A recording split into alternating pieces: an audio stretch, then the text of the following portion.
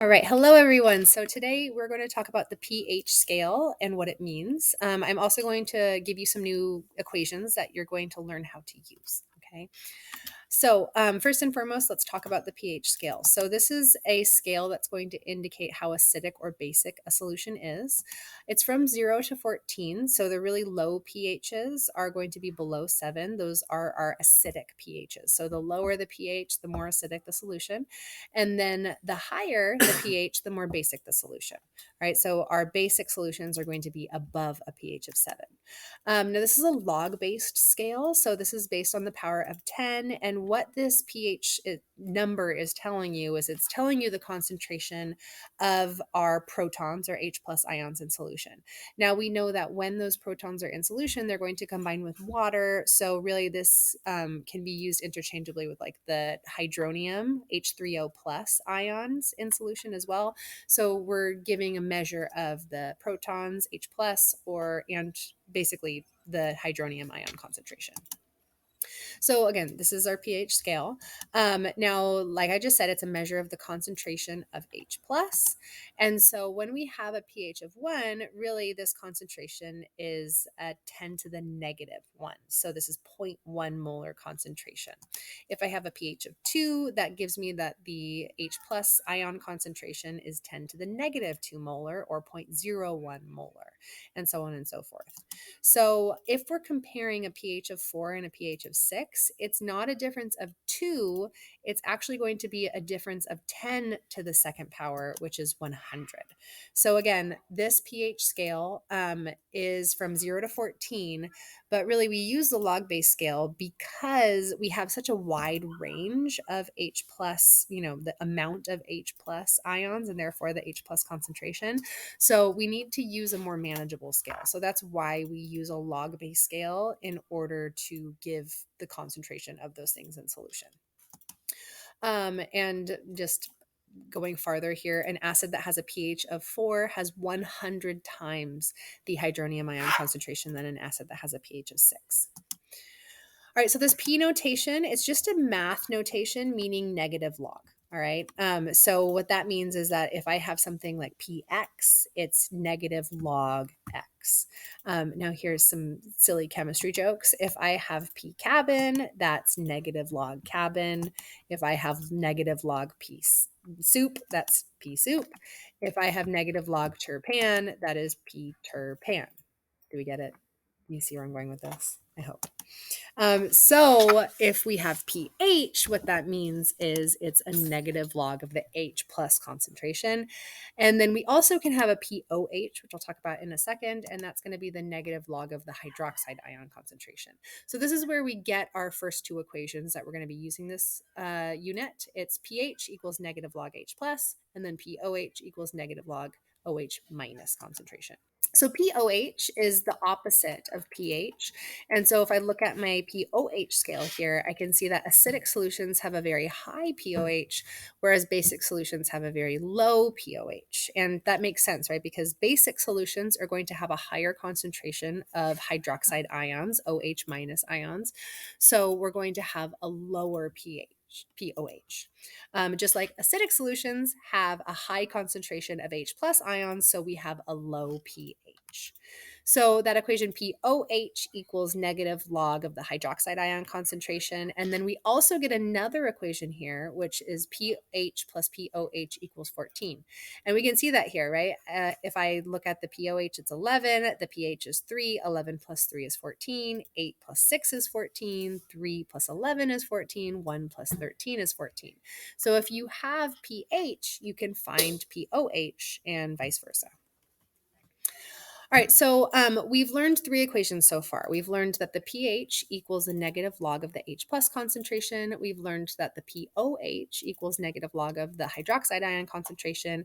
And we've also learned that pH plus pOH equals 14. So I'm going to derive another equation for you here. I don't need you to know how to derive it. I just need you to know where it comes from, all right?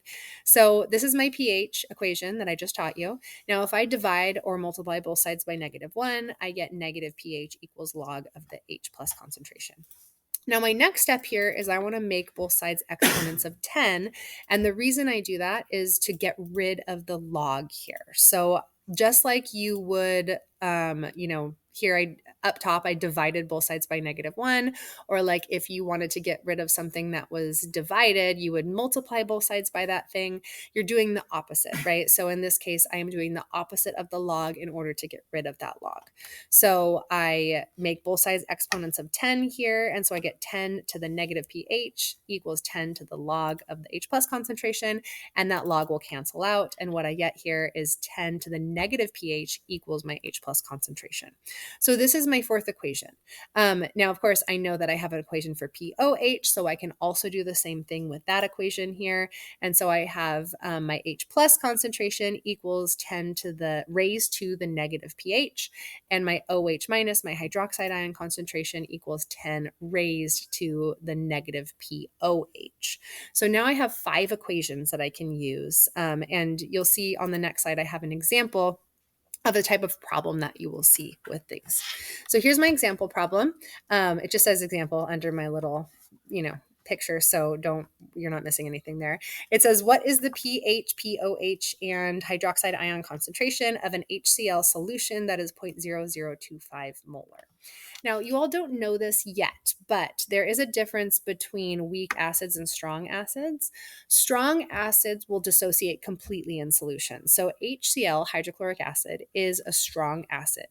And I say all that because when I give you that the hydrochloric acid concentration is 0.0025 molar, I'm basically giving you the hydrogen ion concentration because, again, this is going to dissociate completely because it's a strong acid. So I get H plus and I get Cl minus, and it's completely dissociating. So whatever the concentration was of that strong acid, it's going to be the same concentration of my hydrogen ion because I only have one of them per that one, particle of hydrochloric acid.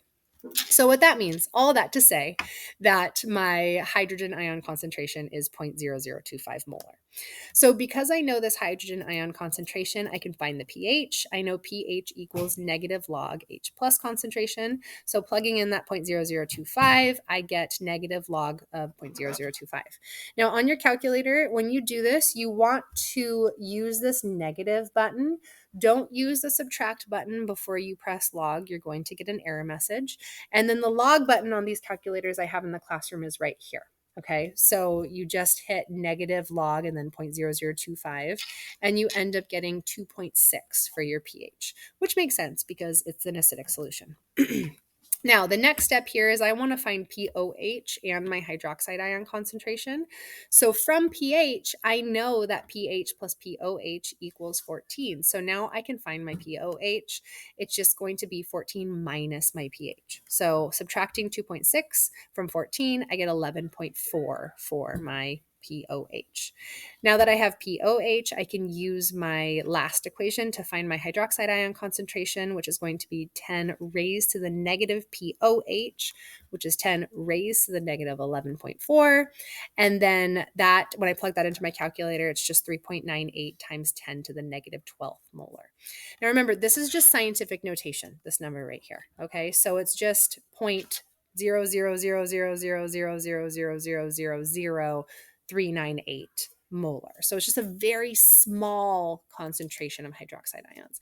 So you might be thinking, Mrs. Stewart, this is an acidic solution. Like, why I have hydroxide ions in an acidic solution? Yes, you actually still do have hydroxide ions in an acidic solution. It's just a very, very low concentration of hydroxide ions. Look how much, what the concentration is of my hydrogen ions in that solution. So it's much higher than my concentration of hydroxide ions in that solution. So that is how you do pH calculations. These are all the equations you learned today and the equations that you'll be using on your checkpoint. Some of those checkpoint questions might be multiple steps, so just make sure that you keep that in mind, okay? Let me know if you have any questions, and good luck.